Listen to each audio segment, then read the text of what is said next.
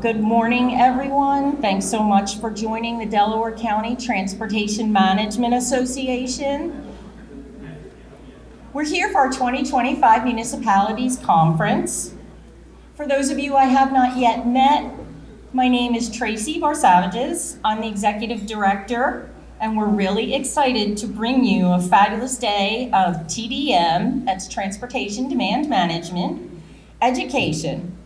And we are having a highly anticipated keynote address by our Pennsylvania Secretary of Transportation. We hope that you'll be able to take something away and apply these strategies back to your local communities, and so we can help you to introduce resources that you can apply to your transportation practices. Before we start, some main housekeeping issues. Restrooms are out on either side of the main lobby. Please remember to drop your business cards into the box for door prizes that we will be providing at lunch. Please make sure that you have your programs. You get a bag with a program inside. And at the end of the conference, there will be attendee surveys and a QR code. If you could take that survey and get that back to us, that would be great. We're also going to ask to drop your name badges in so we can recycle them for sustainability. In addition to the Secretary's presentation today, there will be 4 individual breakout sessions of information applicable to Delaware County local governments. We encourage multiple attendees from the same municipality to split up and cover as much of the information from both sessions as possible. Avail yourselves of the opportunity for Q&A with our educators and collect and contact information for future connections. DCTMA will be recording all of our sessions today for future viewing on our DCTMA YouTube channel. Please stop by and visit our industry partners, sponsors, and vendors in the trade show area. Many of your township engineers are represented here, as are the Delaware County Planning Department and Delaware Valley Regional Planning Commission. For those municipalities that are pursuing or looking to fund electric vehicle stations, yes, we still have that, that's a thing. The DVRPC Air Quality Partnership, Sean Green, is available in the lobby for consultation on current status and can answer questions for you. And anybody who's already down the EV path, if you've got that going on, please see Sean out in the main lobby. Our sponsors and our vendors are the lifeblood of this organization, and without them, we would not be able to offer programs like this for professional education or to be able to raise our 20% local match for the TDM programs that's required. As important as the financial support is to the success of our operation, so also is the personal support in terms of time and dedication that the board members of DCTMA contribute to us. Both these people and the companies that they work for understand and value the contributions to community service and sustainable resources that these board members bring with them. Please join me in thanking the DCTMA board members and their companies. Our ex officio members, Steve Lebetz is a suburban planning manager for SEPTA. Timothy Stevenson is a portfolio manager from PennDOT District 6. Stacy Bartels from DVRPC, who does our TDM management programs. Jeffrey Roken from Urban Engineers. Randy Prince from TD Bank. John Grant from Stantec Engineering. Joseph Mastronardo from Pannoni Engineers. Armand Alessi from Mainline Health.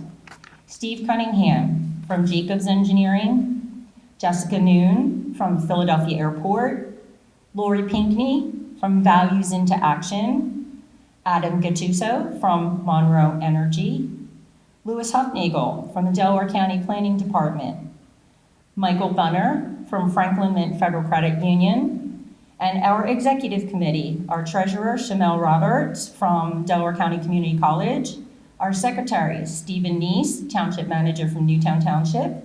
Our vice chair is Eric Ostenchuk from Traffic Planning and Design. And I would now like to introduce you and turn the podium over to our DCTMA board chair, Dennis Wolf, to introduce the next part of our program. Thank you. Thank you, Tracy. Good morning, and thank you all for being here today. We're going to have a great program. Real excited to hear what's going on, and we kind of all know what's going on and get some more information later this morning. My name is Dennis Wolf. I am the Vice President of Business Banking Relationships for Fulton Bank and the Board Chair of the DCTMA. No one knows the current Delaware County challenges more than our local legislators, who we rely on to carry that message to the governing bodies. Senator Tim Kearney has always been this Delaware County champion for transportation. As a member of the Senate Transportation and Local Government Committees, Senator Kearney and his staff have always been a go-to resource for the DCTMA. Senator Tim Kearney is a longtime community leader in southeastern Pennsylvania, and it was his work in the community that motivated him to serve as borough mayor and, as today, state senator for the 26th district. Tim has introduced legislation to improve public safety, including providing resources and funding to first responders, as he knows these responders need the support and tools to keep our communities safe. During his time in the Senate, the state has increased fair funding for public schools and focused greater investment on school districts serving students with the greatest needs. Tim is proud to provide constituent services through his offices in Media and Upper Darby, as well as mobile office hours throughout Delaware County. Ladies and gentlemen, please welcome State Senator Tim Kearney of the 26th District.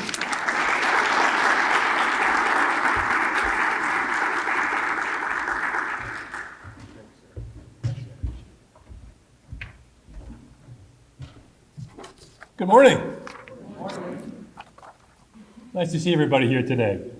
It's an honor to be here to talk about a perennially important and now very trending topic of transportation here in the Commonwealth. As a longtime member of the Senate Transportation Committee and a former mayor who implemented Delco's first roundabout on Route 320, which of course is safe, efficient, and reliable, accessible transportation systems are a big priority for me. I'm grateful to have the opportunity to be in the room with local stakeholders committed to systems that work. This year, the Senate Transportation Committee has gotten off to a slow start. We have a new committee chair, Republican Senator Judy Ward, who's joining the committee for the first time in years. I'm not sure if she's ever been on it actually before. But that being said, the committee is expected to quickly ramp up its activity this spring with a series of hearings, proceedings, and voting meetings in Harrisburg, Altoona, and Philadelphia over the course of the next month. It's also widely expected that the committee will be busy in June as the legislature takes on the task of working out a transportation funding deal. This is a big deal in Harrisburg right now, given the threats to our economy that the transit death spiral would pose.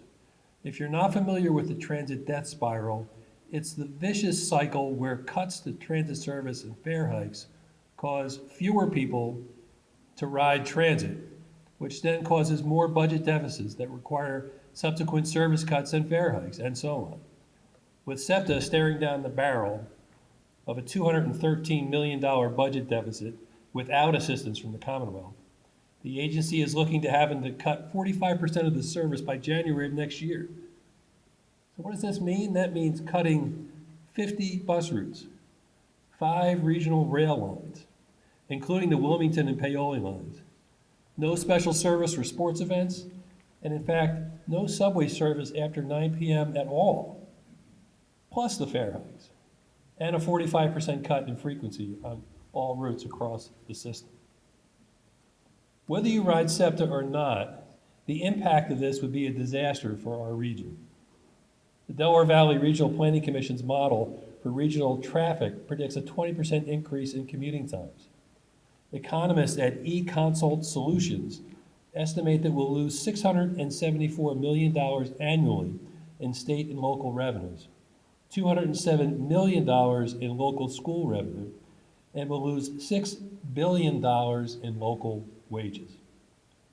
Properties along each of the rail lines will decline by tens of thousands of dollars each if those stations close and lines are abandoned. Workers won't be able to get to their jobs. Students won't be able to get to school. And institutions and businesses are going to have to scramble to deal with the chaos. It truly baffles me that anyone could entertain this as something that's acceptable to Pennsylvania at large. The SEPTA counties provide almost half of the Commonwealth's tax revenue, despite having only a third of Pennsylvania's population, and it only covers 5% of the land in the Commonwealth. That economic productivity is only possible because SEPTA moves so many people to so many jobs and businesses every day. We have tried to explain this to our Republican colleagues many, many times, but it's still difficult for them to grasp on a personal level and difficult for them to defend politically in their own districts, where, let's face it, nobody rides SEPTA. Yet, there is transit in every one of the Pennsylvania's 67 counties, as our keynote speaker will undoubtedly remind us in a few minutes. That being said, I understand that increasing funding for transit is a hard sell in rural areas. So my southeastern Pennsylvania colleagues and I are ready to talk about funding for rural transportation systems as well. Pennsylvania has 80,000 miles of locally owned roads. State funding for local roads peaked a few years ago at about $470 million, and it's been slightly declining since. The Pennsylvania State Association of Township Supervisors, other municipal associations, and their thousands of members have been begging the legislature to increase our flat funding for local roads for years. And while PennDOT doesn't really track the state of these roads, any Pennsylvania driver can tell you that too many of them are a mess. Because of all the Amazon vans, the outdoor dining, Pennsylvania's using bikes and e-bikes and e-scooters, there's so much more demand for a local right-of-way these days. Without any increase in state funding for local roads and bridges and all the pothole repairs, bridge maintenance, and local repaving costs, it's all burdens on local property taxpayers. Meanwhile, state roads and bridges could use some more attention, although PennDOT has done amazing work over the last year, which I think you'll probably hear about as well in a few minutes. There are over 2,200 state-owned bridges that are considered in poor condition, a number that's barely budged since 2020, despite Act 89, because of inflation. In 2024, PennDOT let $2.74 billion in projects. This may seem like a big number to some people, and it is a big number. But when you consider that Pennsylvania has more miles of state roads than nearly all of the New England states combined, you realize it doesn't really meet the need. I think anybody from Ridley Park would agree that waiting 25 years for the Sellers Avenue Bridge to get replaced is just ridiculous. So yes, our transportation system needs investment across all modes. And as a legislator heading into the budget season, this is our job to figure out. The governor has proposed allocating 1.7% more of Pennsylvania's sales tax revenue to transit. That's a shift, not a new tax. But to be honest, many legislators are skeptical about this proposal. It would take money out of the general fund, which we use to fund education, human services, most of our state agencies. It would not cover the fiscal deficits of Pennsylvania's transit agencies. If we just enacted the sales tax proposal, SEPTA would still be short about $50 million, and the Pittsburgh Regional Transit would be short almost $70 million. So the pressure is on us, the legislators, to come up with some creative solutions and to make some hard decisions. There is very little appetite for tax increases, and there is still a lot of controversy surrounding alternative revenue sources like legalized cannabis or regulating and taxing skill games. On the other hand, the economic fallout for letting our transit agencies fall would cost us hundreds of millions of dollars in tax revenues. The legislature must rise to the occasion, and we must act. So now, I'd like to introduce a man of action. PennDOT Secretary Mike Carroll has been crisscrossing the Commonwealth, overseeing our Department of Transportation, leading the nation in electrical vehicle infrastructure planning and development, repairing big bridges, implementing innovative technologies to keep more drivers and workers safe, and yes, weighing in when needed to remind us of how important mass transit is to communities all across the state. I'm proud to serve on the Pennsylvania Transportation Advisory Committee with Secretary Carroll, where we've been studying pressing issues like how to deal with the state's shortage of truck parking, the effects of automated speed enforcement, and land use and transportation implications of e-commerce and all those delivery vans replacing our main street businesses. Secretary Carroll is a dedicated public service hailing from Northeast Pennsylvania. We're honored to have him join us here in Drexel Hill. So ladies and gentlemen, please give a warm Delco welcome to Secretary Mike Carroll.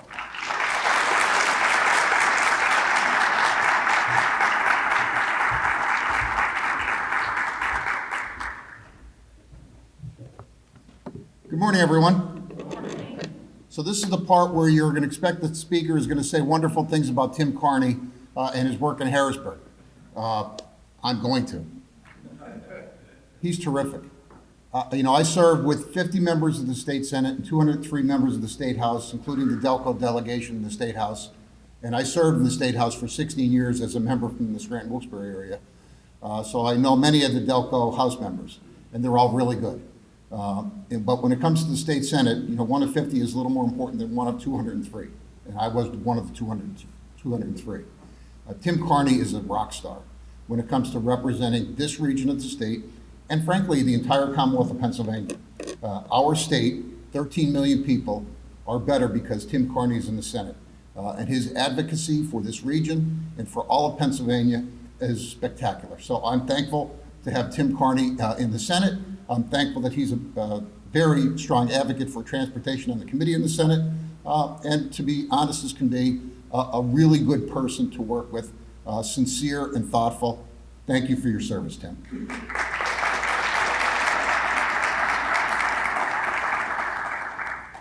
And I want to thank the DCTMA for the invitation to be here today. It's a pleasure to be with all of you. Tracy, thank you for the invitation and for the good work that the association does as a partner with PennDOT.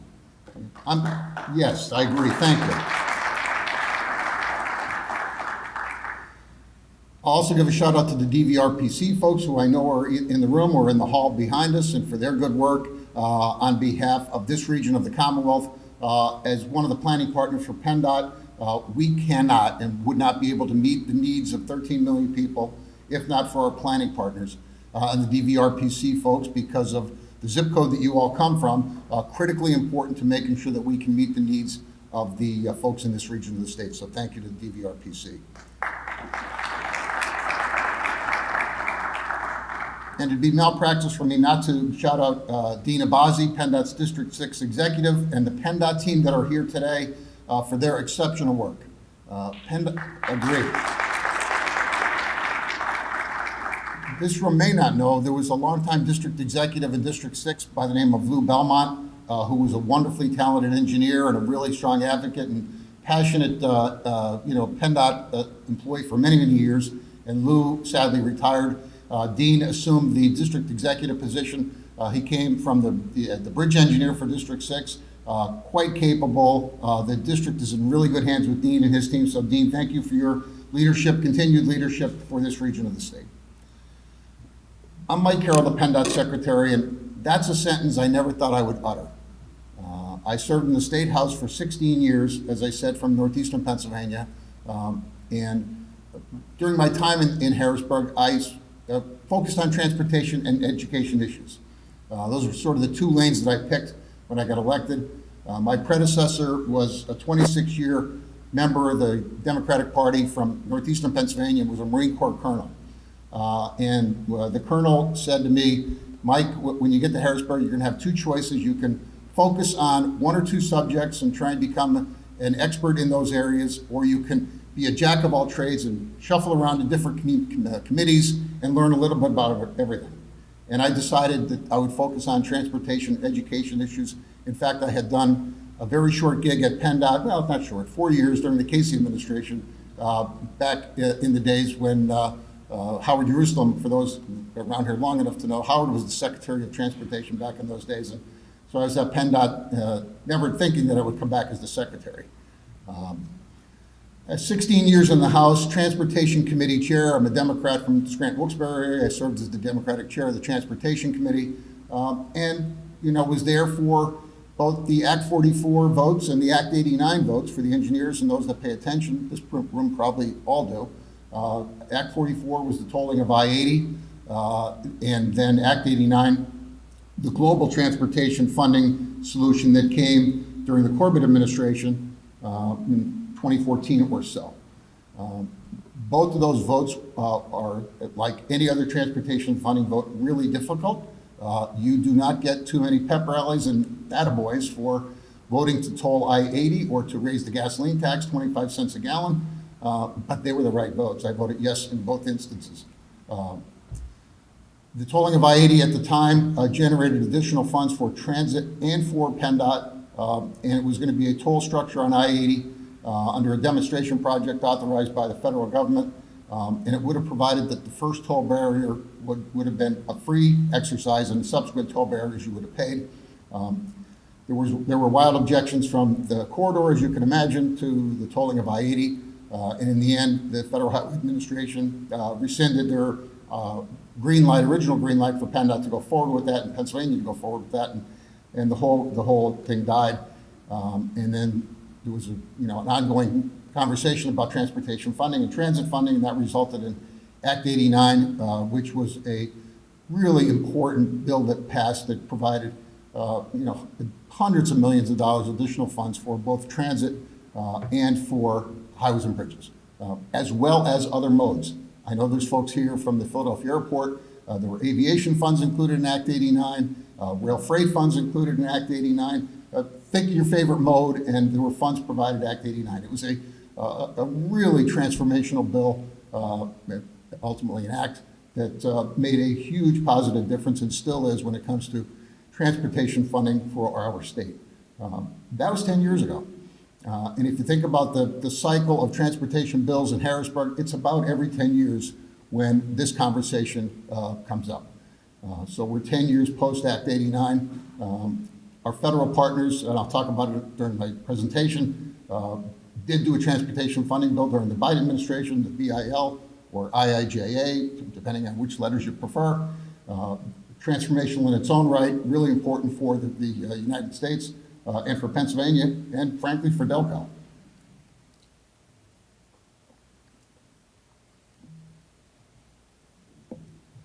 I should step back for 1 minute and just say, when I was the Governor Shapiro, to his credit, unbelievably hard-working member. I served in the House with Josh when he represented Montco before he became County Commissioner and ultimately Attorney General.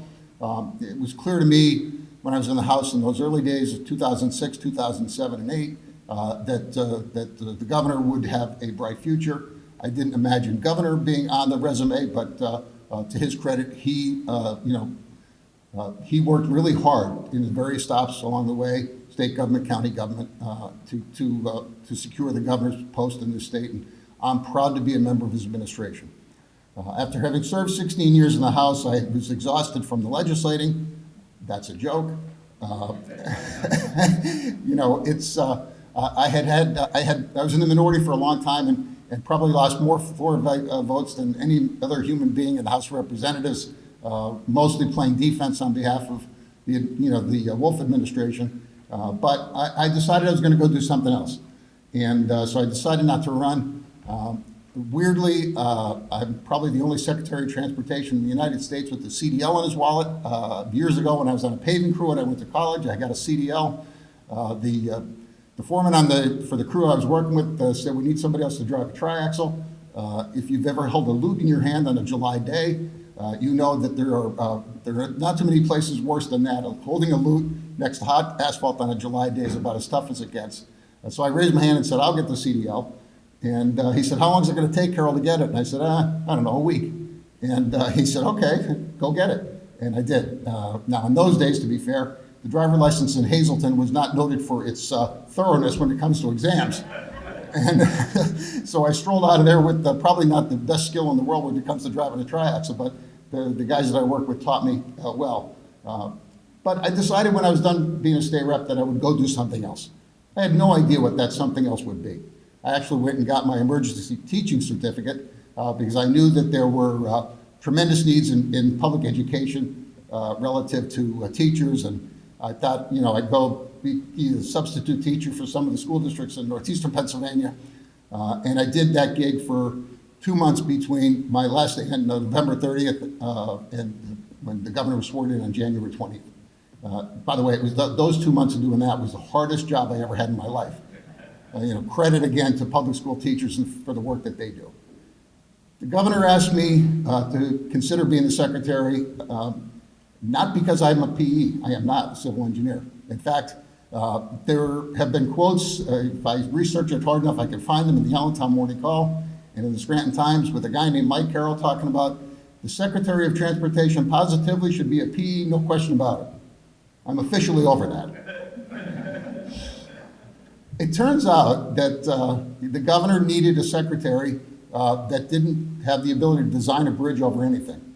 The governor needed a secretary to help repair relations with the Senate Republican caucus primarily, and to work with the Senate Democratic caucus and the 2 caucuses in the House. My predecessor, who was a wonderfully talented engineer, Yasmin Grambian, who did a really good job for PennDOT, the relationship she had with the Senate Republican caucus was not great, and mostly not her fault. To give you the short version of the story, it has to do with what's called P3, the public-private partnership, and the plan to toll 9 bridges on the interstate system across the state, including Girard Point, 95. There's a weird dynamic that sort of speaks to governing in this state, how hard it can be.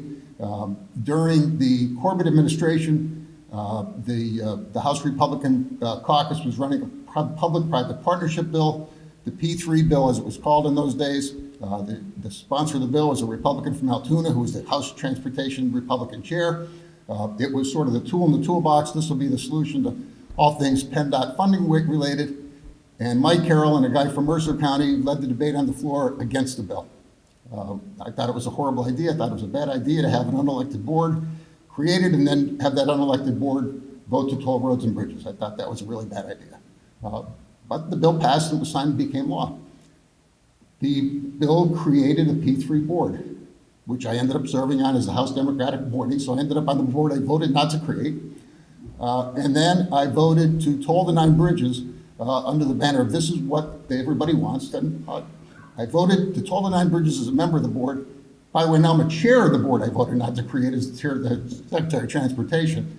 And then I voted to undo the whole tolling of the 9 bridges during Wolf's last year when the budget deal did away with the tolling of the 9 bridges.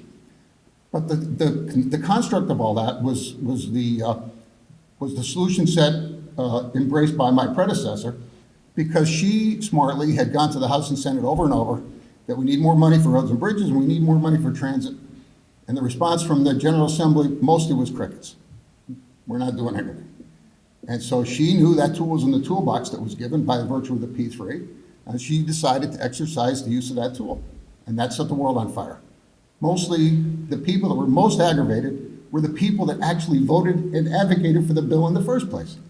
It was a weird dynamic. So the governor says, okay, Mike, try and repair relations with the House and Senate. By the way, get us our $500 million back. And that was a reference to PennDOT's amount of money from our motor license fund that was going to support the Pennsylvania State Police. At our high water mark, PennDOT was shuffling $800 million a year to help sustain the Pennsylvania State Police. For context, $800 million is a big number, about 13 cents a gallon.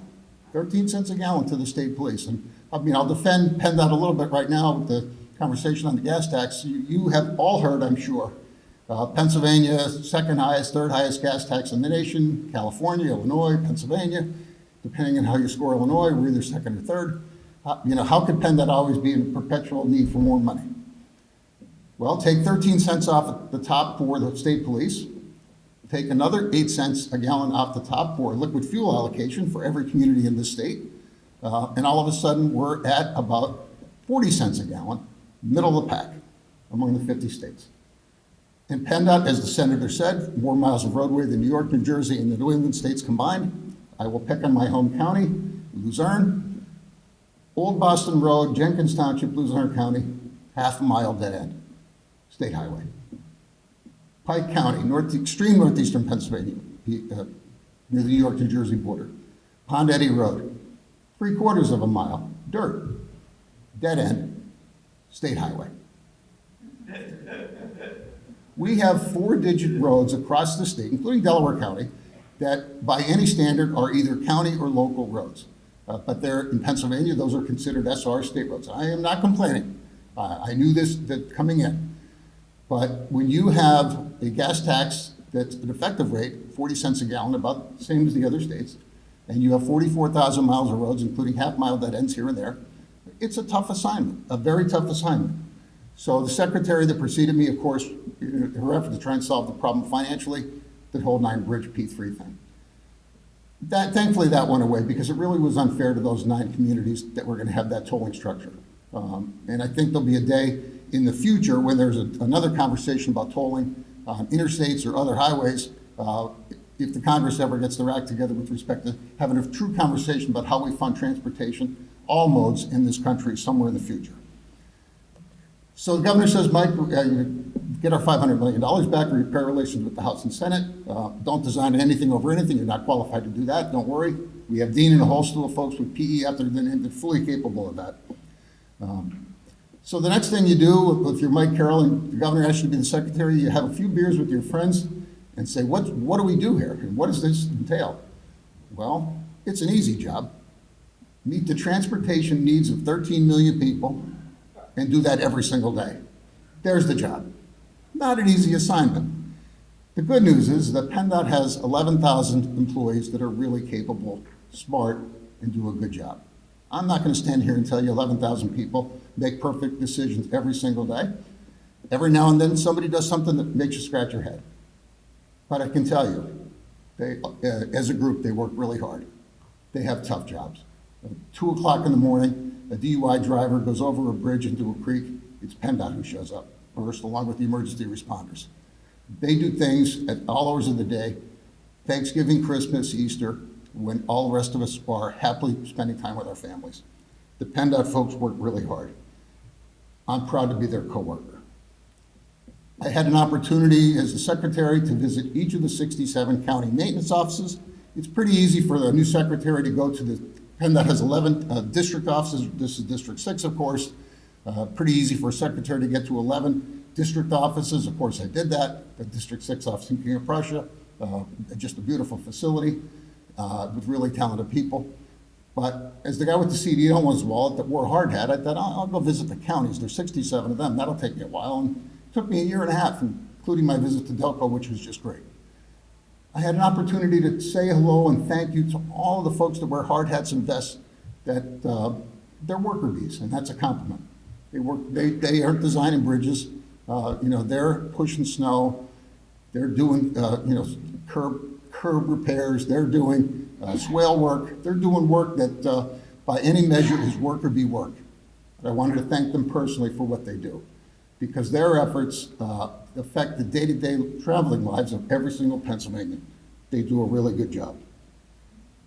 The governor, as part of the gig as the secretary, wanted to make sure that we reauthorized the work zone camera bill and the speed cameras and the school bus cameras. And that was done with the votes of the General Assembly, and I'm thankful for Senator Kearney and members of the Delco delegation for their support. The work zone cameras in particular are really important to me. When you have nothing separating you from live traffic except for an orange cone, that makes for a very nerve-wracking experience. And to say that we need drivers to slow down would be the understatement of the century. Drivers to slow down in a work zone. The speed cameras work. People have come to know what those signs mean. They know that white Jeep. They slow down. And people's lives have been saved. You can't quantify that because you're never going to know. But I know lives have been saved thanks to the work zone cameras and their presence and the expanded use that we have as a result of the authorization that was provided by the General Assembly, and I'm thankful for that. No presentation to any group would be complete by Mike Carroll if there's not a conversation relative to I-95 and the Cottman Avenue Bridge. Again, everywhere I go, if I don't bring it up in the conversation, somebody says, hey, what about that 95? I'll spend 5 minutes on 95, and hopefully that'll prevent questions. It was a Sunday morning in June, very ordinary, early summer morning. Phone rings that I pick up, 6 a.m. PennDOT engineer in Harrisburg. Mike, we have a problem on I-95. There's been an explosion. The northbound bridge has collapsed. The southbound bridge is compromised such that it cannot carry traffic. We have a big problem. I paused for a second and I said to him, is that all? Sarcasm. He said, excuse me. I said, I'll be there in a minute. So I go up to, I was at the shore at the time on a Sunday morning, called Chris Parrish, who's the colonel of the state police, and said, Colonel, I'm heading to Philly. Can you have somebody meet me when I cross the Betsy Ross Bridge to get me to the scene? Of course he did. And I'll say this. The service of the Pennsylvania State Police, the Philadelphia Police Department, the Philadelphia Fire Department, all things the city of Philadelphia. It's easy to pick on Philly if you're in Harrisburg. Take my word for it. The police, fire, emergency services, Philadelphia, they did a great job. Every single one of them, as did PennDOT, as our consultants. I know Benish is in the room somewhere. The dean told me that somebody's here from Benish. Raise a hand. Benish? No. I'm giving them the shout out anyway. Benish was the engineer that had that designed our 95 Cotman Ave project. They did an excellent job, along with Abenizio and Buckley, the two contractors that were selected to do the work.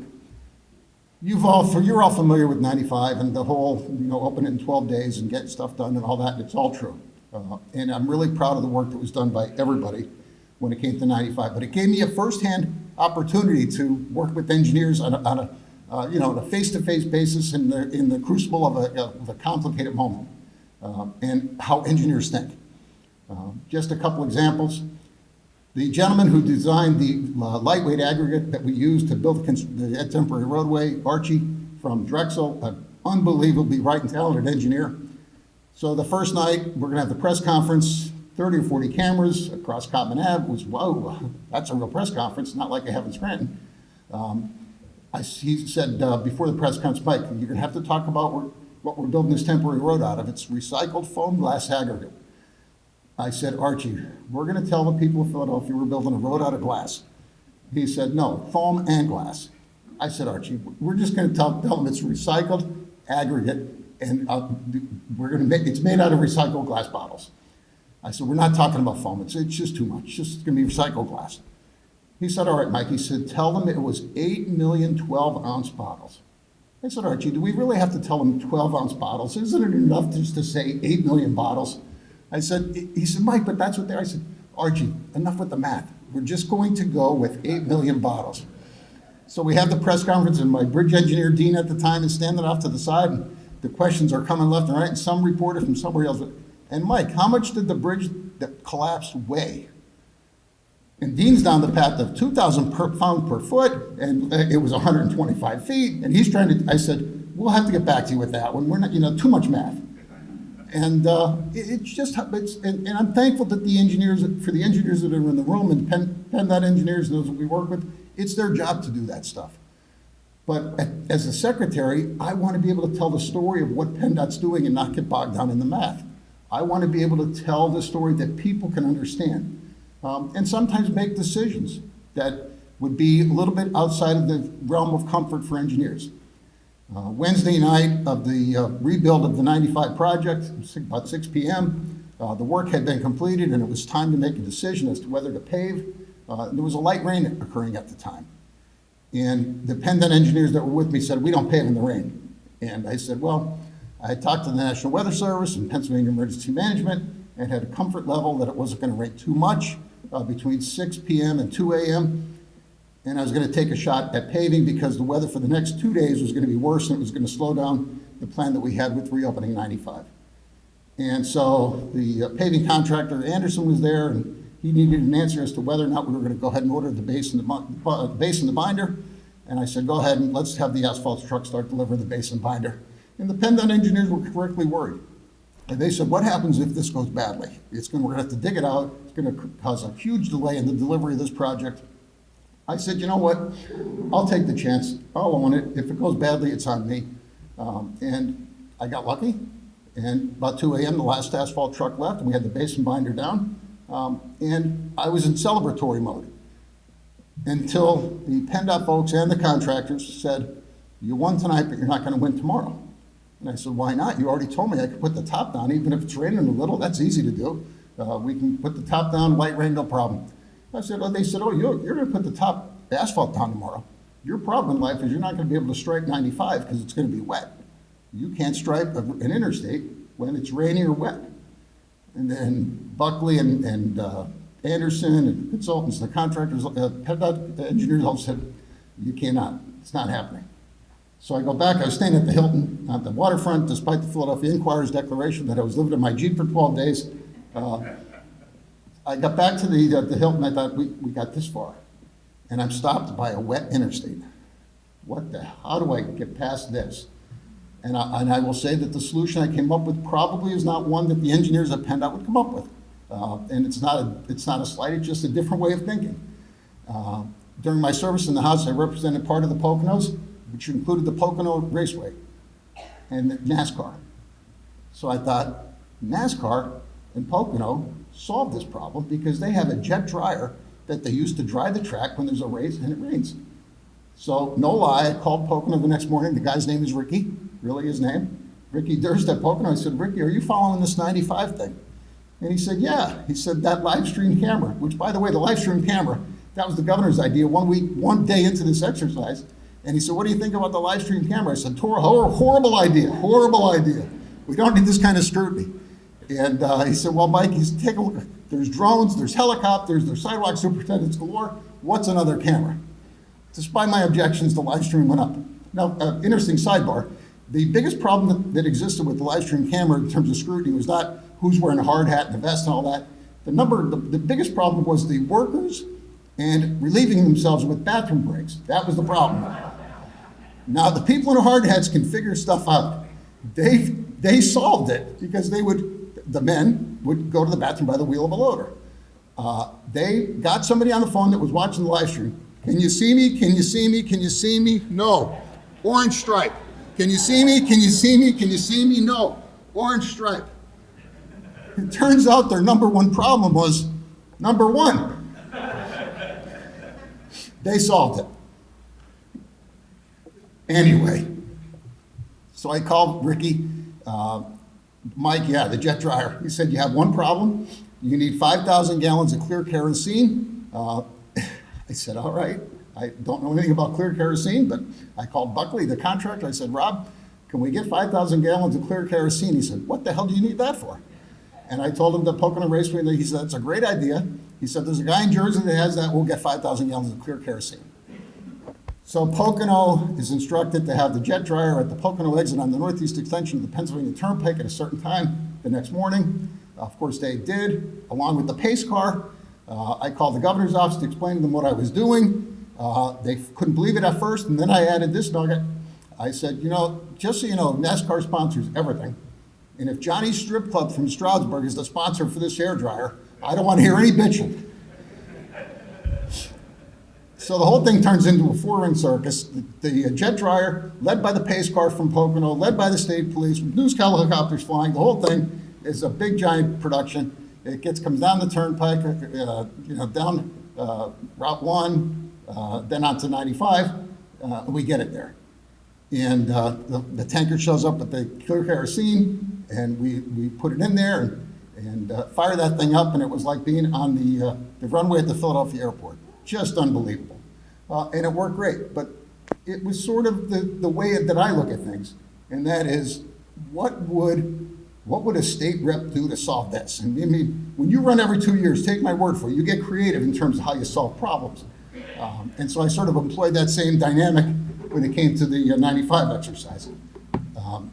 It was a moment of success. I got lucky in a lot of ways, but it really was a product of the unbelievable talent of PennDOT, the consultants, the contractors, and the Philadelphia Fire, Police, Emergency Services, and so on. SEPTA as well, a wonderful partner. Leslie at the time was the CEO, and the work that they did to help relieve the challenges of the traffic that existed and got more people on the SEPTA assets was a giant step in the right direction for all of us. And it was a success story all the way around. Unsung heroes in the whole thing, I'll stop on 95 with this. The average person pays no attention. Take my word for it, it mattered greatly. The traffic engineers at PennDOT and the consultants that helped with that and the implementation of the traffic patterns that were used to meet the demand of 160,000 vehicles a day. The traffic engineers came up with turning two-way streets into one-way streets, eliminating left-hand turns, de-energizing traffic lights. They were rock stars, unheralded rock stars in the whole thing. There's a guy named Dave Adams who's completely under the radar in this region. He was the traffic engineer at the time, just an unbelievably important piece to the puzzle. And he did it from King of Prussia, and he did a really good job coordinating with everybody. And so the SEPTA piece to that brings me to a conversation about SEPTA that's important for today here in Delaware County, and I know I'm probably going on longer than I should. As I said, 10 years since the last transportation funding bill, plenty in the paper about SEPTA and the potential cuts that are on the horizon. I'm not going to repeat them all. They're horrific enough to read. I don't want to say them out loud, but they're real, and the conversation is important. So everybody understands, last year the governor had this proposal, identical, a carve out of an additional 1.75% sales tax. As the senator said, not an additional tax, just a carve out of the existing tax that's generated from sales and use tax across the state. That generates, in rounded numbers, about $300 million. It would be carved up among the various transit agencies according to the statutory formula. Of that $300 million, SEPTA gets the lion's share. They're the biggest one. Pittsburgh second. And if not for that additional funding that was proposed last year by the governor, not embraced by the Senate Republican caucus primarily, last year there was a Band-Aid, and it really was a Band-Aid of $80 million for transit and $80 million for roads and bridges. Sort of how things roll in Harrisburg. Transit seldom goes alone. In fact, I can't recall a time when transit was funded separately. There's almost always a conversation of transit funding married with road and bridge money. It's sort of how Pennsylvania is governed, and it's a reflection of the power that the rural areas of the state have. $80 million bought us the time necessary, combined with, to be fair, the governor made a decision after PennDOT presented options to flex $153 million of interstate highway money from across the state to meet the urgent, immediate needs of SEPTA to get us the time to get us to June 30th of this year.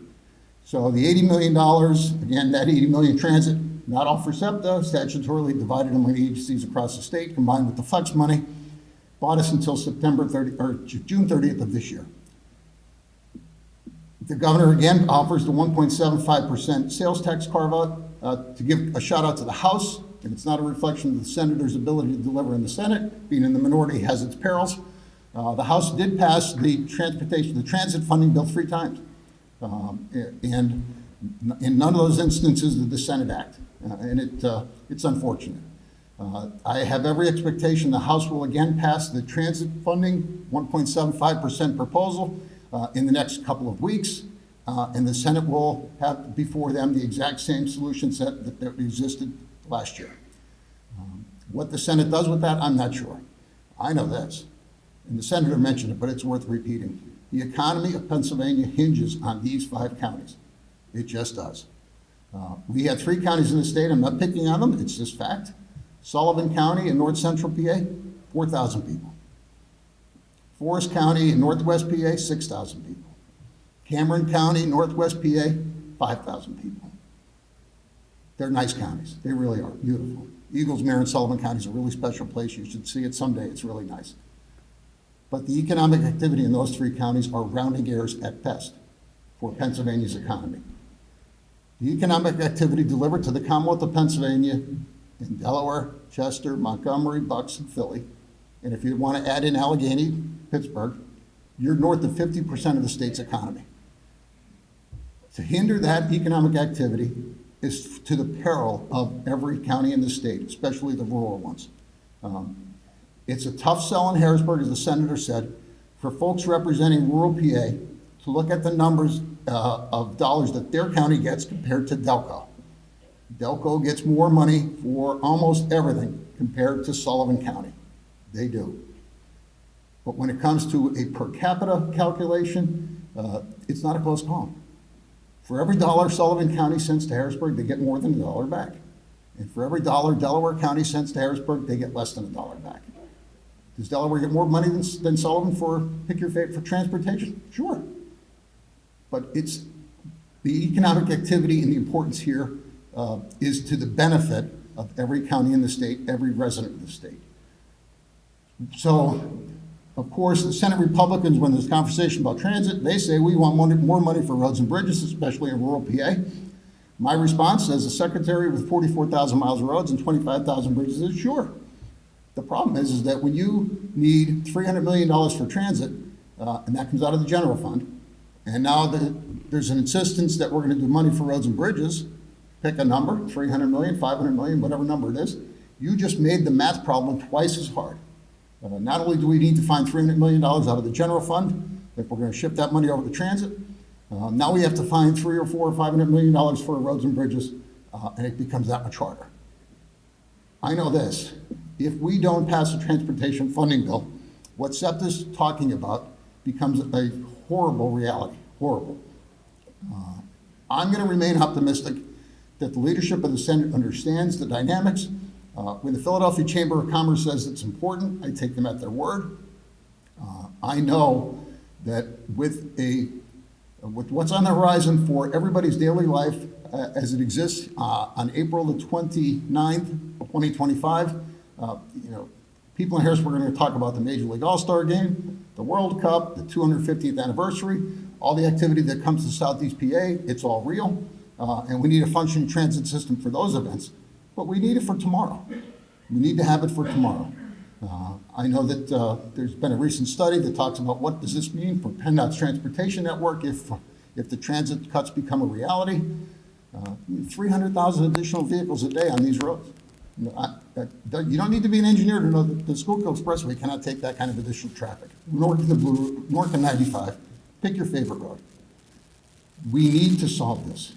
And I know that Senator Kearney and others will be advocates, as they have been, make sure that we get to a solution set.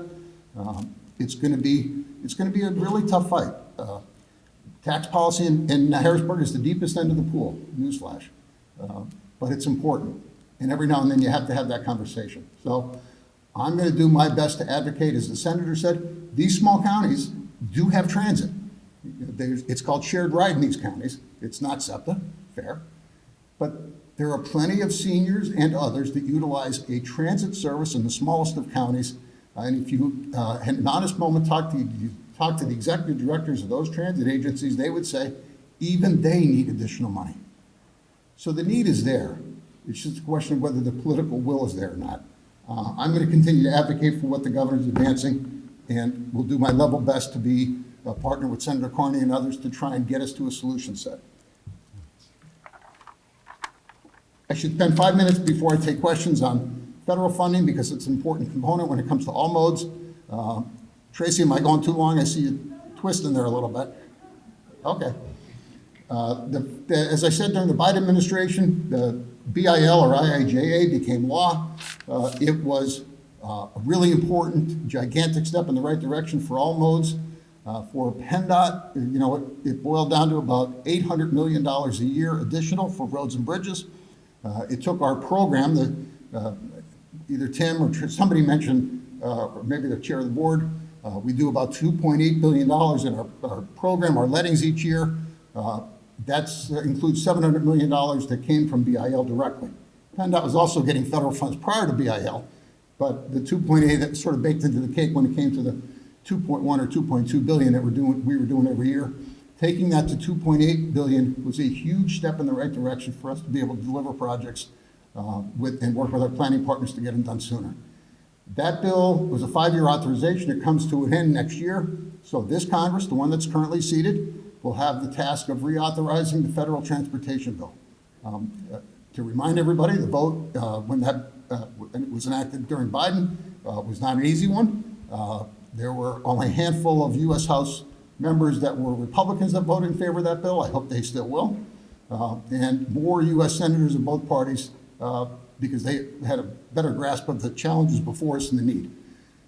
That bill has to be reauthorized. If that were to go away, PennDOT's program and the ability for us to deliver road and bridge projects, aviation projects, Port of Philadelphia project, transit projects is hindered in a very negative way. So not to pile too much doom and gloom onto everybody, but the federal reauthorization of BIL will be really important. You're members of Congress in this region, and I think the those folks have a full grasp of the importance. Our 2 U.S. senators will need to embrace the challenge that is the reauthorization, as will the president, to be frank.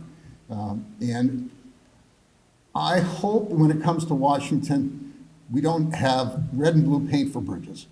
We don't need red bridges and blue bridges. We just need bridges. We don't need red or blue highways, we need highways. And I think we can all agree that an investment in transportation is to the benefit of every single resident of the United States.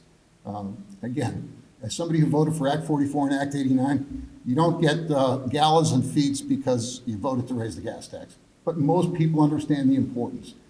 They don't, send you an attaboy or a thank you card for additional money for transit, but they understand the importance. I hope our federal partners understand the importance of reauthorization of the transportation bill. It's going to be a test for them, but I'm going to hope that they can pass the test. I'll continue my advocacy when it comes to working with our federal partners to make sure that we get that to the finish line as well. Let me wrap it up before I take questions by saying that I couldn't be more proud to be the Secretary of PennDOT. In a lot of ways, and maybe a reflection of the way engineers think, the engineers' attitude on transportation in some ways, and I'm shorthanding this quite a bit, design a project, build a project, take down the traffic control devices, move on to the next project. That's sort of the engineer's way of looking at things. So I want to add an extra step into that sequence. I want to add the step of let's celebrate the success. Let's take a minute and celebrate the success. And the success reflects on all of our partners, not just PennDOT. The DVRPC, the DCTMA, the consultants, the contractors, all the rest. We have to remind people that what we're doing matters to them directly, and it makes their life better.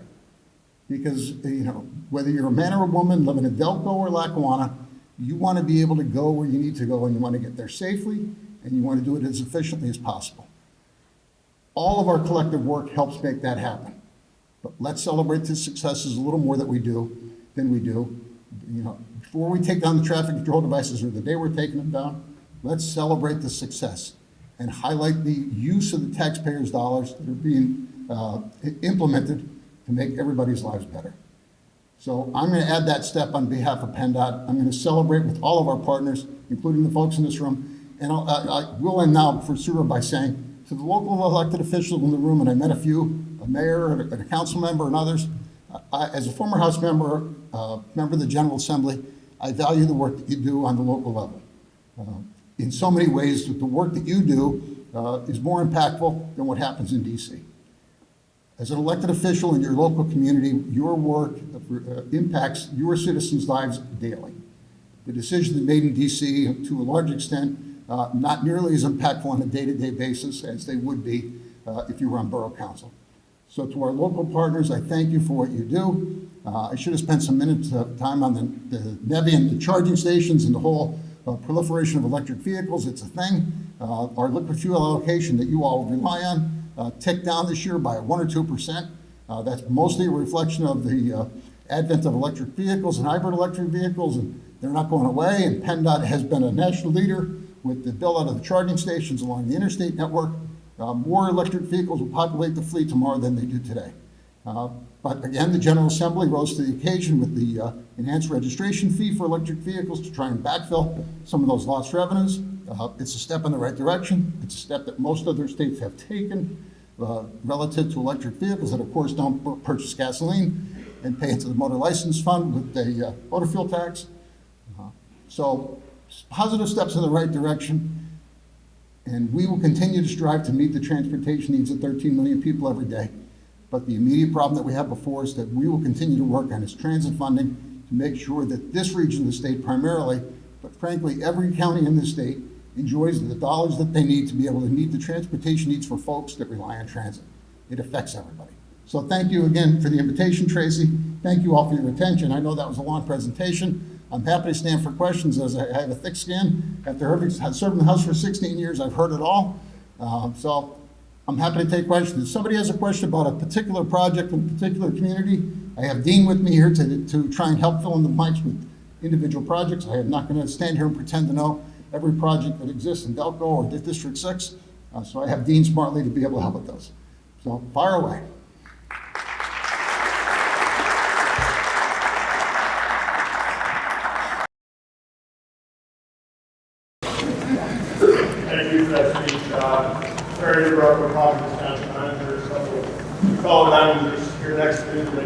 those in the room. I know in my township, in my previous stops along my career, number one complaint used to be traffic, congestion, speeding, so on and so forth. And I heard you talk about gasoline tax or middle actual cents or whatever, so it doesn't look like a viable option to raise that anymore. But there's something the state can do, and consider Kearney's been working with municipalities to make this happen. But there's something the Commonwealth can do to empower the local municipalities to help with all these issues. That would be to allow us to have red light cameras or speed cameras without all the restrictions, without having to be an accredited police department or having a certain population. These are, I think, simple tools that won't cost the Commonwealth much of any money to do, and it can certainly help the local municipalities out. Completely agree with you. You can throw in radar for local police while you're at it. That 49 states have it, one does not. To say that we're seldom at the front of the line for change in Pennsylvania would be the understatement of the century. Your observation with red light cameras, speed cameras, work zone cameras, school zone cameras, we embrace. Having such a bill advance in the General Assembly is a tough assignment. I know that when we did the reauthorization last year, there was a very, very modest expansion with respect to school zones. What you're describing, work zone or speed cameras and red light cameras in communities like yours is something I don't need to be convinced to support. But to be fair, the appetite in the General Assembly for such a thing is not tremendous. There's a lot of folks that have a viewpoint that Big Brotherism is going to take over and that this is just a bridge too far. I'm not buying that.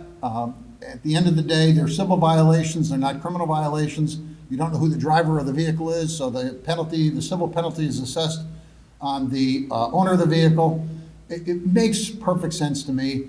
I wish, Pennsylvania, again, we don't do change well. I don't know why, but it's just the weirdness of our state.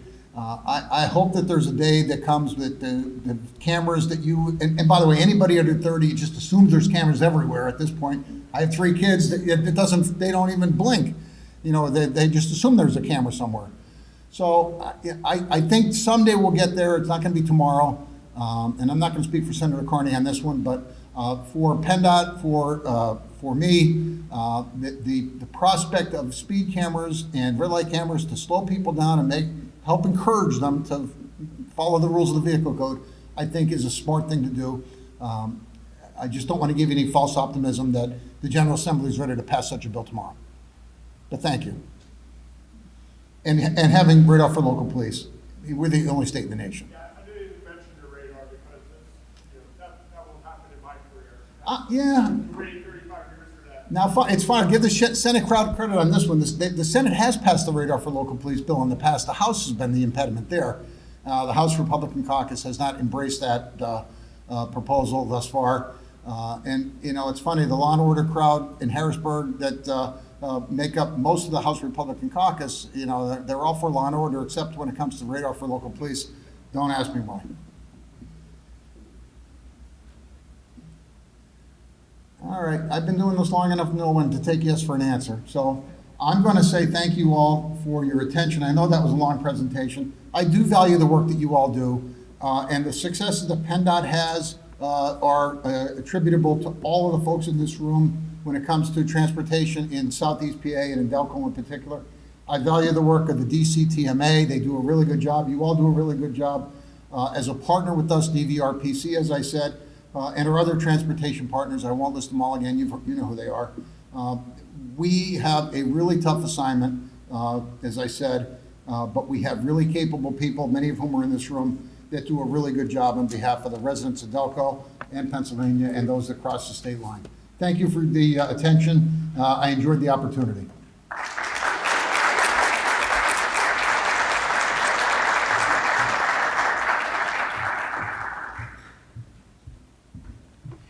Thank you so much, Secretary Carroll, for sharing with us how PennDOT services can flex with times. We ensure that our roads are safe and well maintained. Please take the opportunity now to visit our trade show as we set up for our breakout sessions. Breakout sessions number 1 and 2 will start at 10:15 a.m. Thank you all.